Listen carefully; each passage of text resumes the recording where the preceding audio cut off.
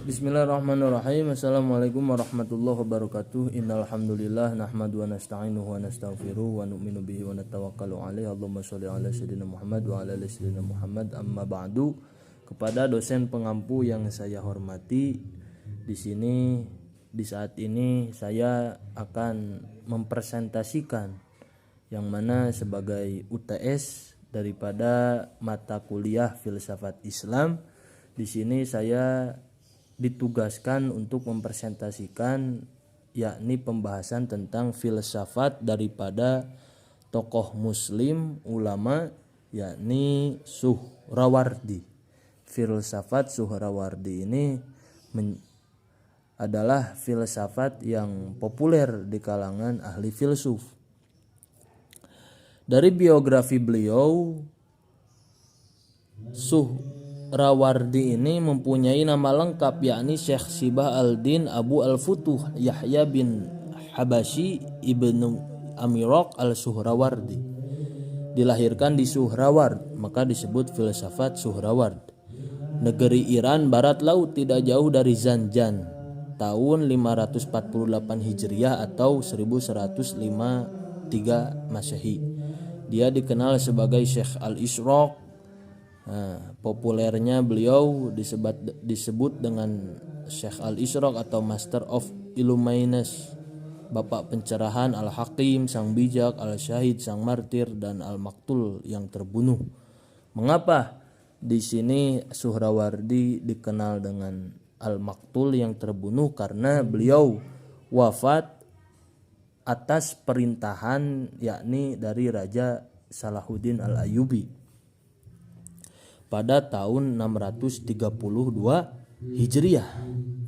Berarti beliau umurnya adalah 52 ditambah 32 84 tahun meninggal wafat. Nah, karena beliau dianggap oleh Salahuddin Al-Ayyubi mempunyai doktrin-doktrin yang esoteris, yakni bersifat khusus atau rahasia. Jadi atas alasan itu Raja Salahuddin Al-Ayyubi memerintahkan untuk membunuh Suhrawardi ini karena memiliki doktrin-doktrin yang rahasia. Singkat cerita, apa yang dibahas dalam filsafat Suhrawardi? Di sini beliau dikenal dengan filsafat cahaya sebagai simbol iluminasi. Gitu. Cahaya itu sebagai simbol iluminasi. Nah, terdengar seperti kontroversi, tapi mari kita ubek-ubek makna dari apa itu cahaya sebagai simbol iluminasi. Nah, inti filsafat Illuminasionis adalah sifat dan penyebaran cahaya. Beberapa tokoh sufi yang membahas tentang konsep cahaya berdasarkan Al-Quran, Surah An-Nur ayat 35, A'udzubillahi minasyaitonirrajim. Allahu nurus samawati wal ardh. Dalam surah ini Allah menyebut dirinya sebagai cahaya langit dan bumi. Allah mempunyai sifat menyebut dirinya yakni cahaya langit dan bumi. Lalu Al-Ghazali mengembangkan pemahamannya tentang makna cahaya tersebut dalam bukunya Misqat Al-Anwar. Al-Ghazali mengatakan bahwa An-Nur yang sebenarnya adalah Allah Subhanahu wa taala yang dinamakan Nur 'alan Nur, cahaya di atas cahaya. Sedangkan filsafat Suhrawardi menyebut Allah dengan Alan Nur, cahaya dari cahaya-cahaya. Itu. Jadi ada sekumpulan cahaya. Nah, Allah ini adalah cahaya dari cahaya-cahaya. Nah, apa yang dimaknakan dari cahaya-cahaya? Terdengar seperti kontroversi. Jadi cahaya ini tidak dapat didefinisikan, tidak dapat diartikan karena ia merupakan realitas yang paling nyata. Gitu.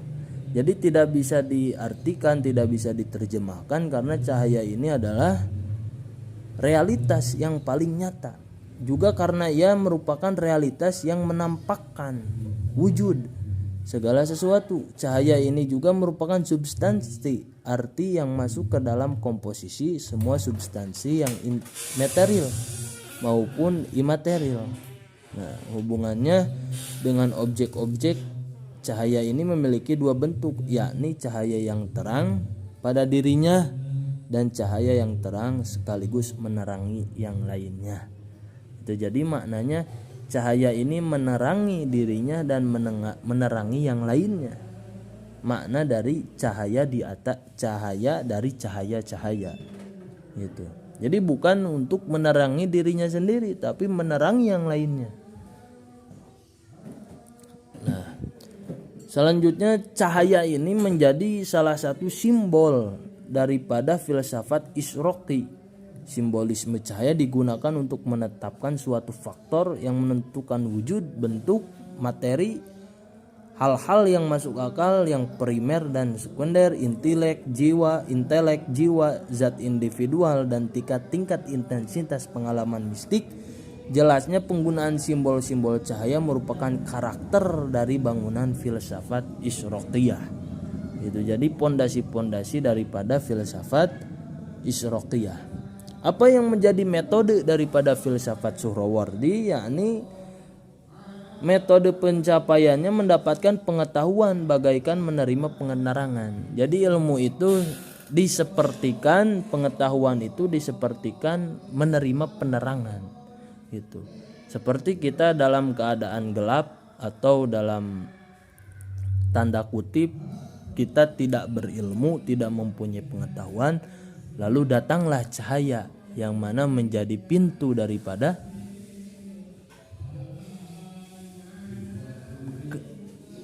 cahaya, gitu. Pintu daripada cahaya menjadi penerangan daripada kegelapan. Pengetahuan adalah kehadiran objek yang ingin diketahui. Pengetahuan seperti ini merupakan karakteristik filosof timur masa klasik, masa dulu, sehingga Isroqi bisa diartikan sebagai penisbatan wilayah timur masa klasik. Terus selanjutnya realitas diri dalam pengertian keakuan. Dalam pemahaman tentang hierarki wujud semakin dekat pada sumber cahaya, maka intensitas cahaya suatu tingkatan wujud akan lebih banyak.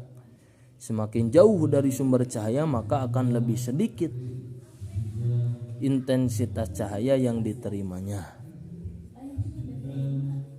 Nah, untuk kesimpulannya, jadi dalam filsafat Suhrawardi ini cahaya menjadi simbol dalam filsafat iluminasi. Cahaya tidak didefinisikan karena ia merupakan realitas yang paling nyata. Cahaya ini juga merupakan substansi yang masuk ke dalam komposisi semua substansi yang immaterial maupun imaterial. Jadi dalam filsafat, dalam tata cara berpikir, kita membutuhkan pengetahuan yang terang, yakni dimajazkan dengan cahaya. Kita membutuhkan cahaya tersebut karena yang akan kita pikirkan, yang akan kita ubek-ubek, yakni dalam hal kegelapan, dalam hal keikhtilafan, perbedaan.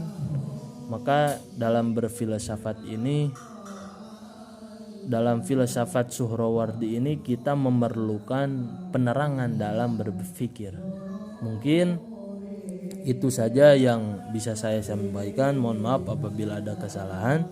Wabillahi taufiq wal hidayah walafu minkum. Kepada dosen yang saya hormati, wassalamualaikum warahmatullahi wabarakatuh.